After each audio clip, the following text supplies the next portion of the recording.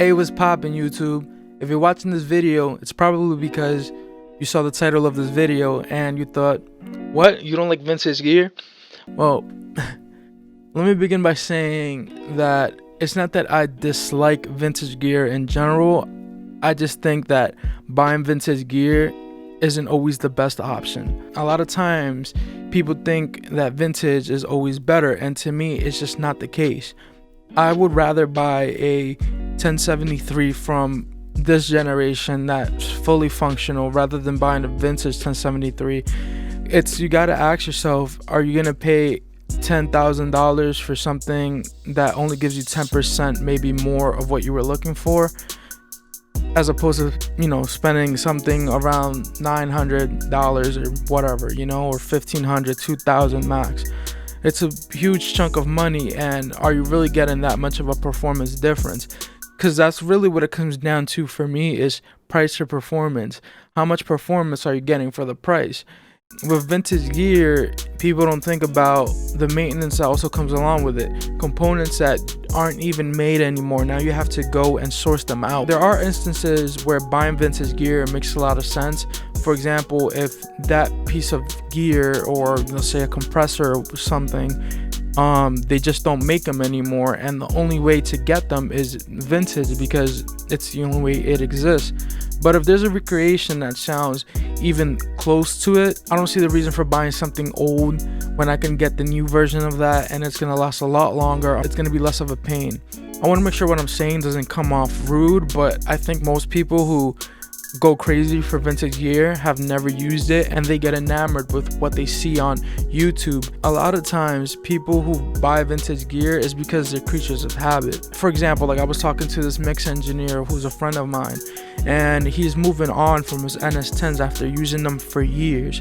He ended up moving on from those NS10s to more expensive, more high-end speakers, and he says that his mixes are translating better to modern music.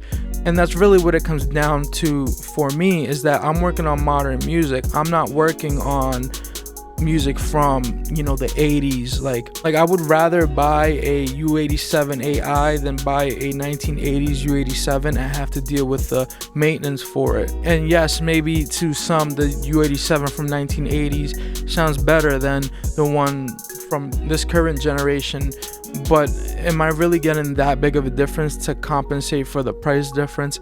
Personally, I don't think so. Spending $10,000 on a preamp that I can get for $2,000 doesn't make sense to me. Listen, at the end of the day, it's your decision what you do with your money. If it's smart and it's really what you want, you go ahead and do that. It's something you really have to think about, because it's not just plug and play and it works. It's plug and play and it's eventually gonna break. That's not to say that new gear won't break. It's just saying that it's less likely to, just because of the advances in technology and components.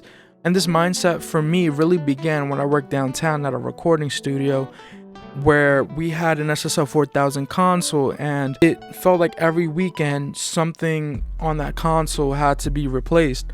I just want to make sure people aren't just being ignorant and really think about what they're purchasing, because I just don't think that vintage is necessarily better. Like, you guys see these things marketed as vintage and it costs more money, so it must be better, and it's like, no, that's not the case. You guys go on Vintage King and you guys see a vintage piece of gear and it costs more than the newer replication of it, and you go on the comments on Gearslutz and you see people talking about that the vintage one sounds better than the new one. But does it really? Because for me, I just don't think it was that big of a difference for me to compensate for the price difference. I honestly don't feel like I'm getting that monumental of a difference. There is gear that you have to pay a premium for, and that's because it's one of a kind. So for example, a Manley reference mic, TubeTech C01B, Universal Audio 610. That's 3 examples of gear that you will probably have a hard time finding clones for. You guys go on YouTube, you see all these videos with these engineers that have that cool guy voice that I just had to add the vintage one. I had